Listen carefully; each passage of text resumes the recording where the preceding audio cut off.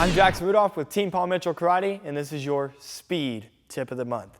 This is arguably one of the most important concepts that you will ever listen to about bow staff, especially in competition and in just basic practice in general.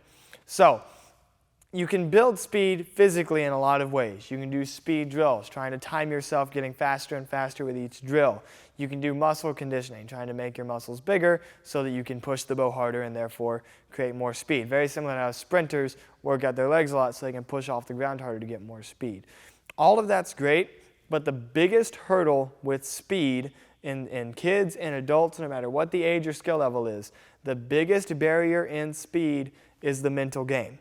If you let yourself think too much about each individual movement, you'll never be able to have speed and flow. So think about it this way. If I was going to do a spin or a trick combo and I thought through each move, figure eight, now I'm going to do a butterfly spin, then I have to throw and then do the catch, and then I'm going to come through and do the neck roll.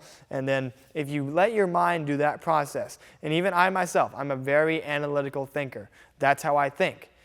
But when you're in the moment, when you're in the middle of a combo, you have to go into a different state. And you have to tell your students, and you have to explain it in a very similar way to how I'm explaining it to you right now. You have to kind of put yourself in a different place and let everything else go away.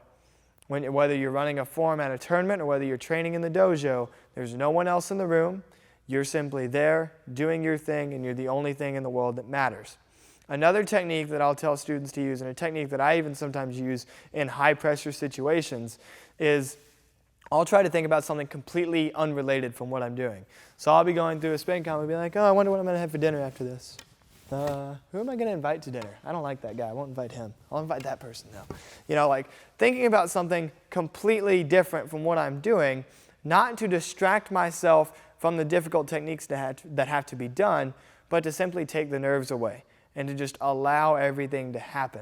If you train enough, your body will know what to do. You just have to allow your body to do it. As I've said many times before, when you have mastered a weapon, it's when the weapon is an extension of your body. That doesn't mean that you never drop. It doesn't mean that you never mess up. It just means that you feel as if you and the bow are one being, and everything that you do, the bow does as well. That's how you're going to be able to get true speed. You can do speed drills, you can do muscle endurance, but that mental game, being able to separate yourself from the rest of the world and being able to only focus on that one task, or being able to separate yourself from the pressure and think about something that puts you in a happy place or in a place where you're just not worried about what's going on and you can simply let your body perform, that's how you're going to get real, true flow and speed.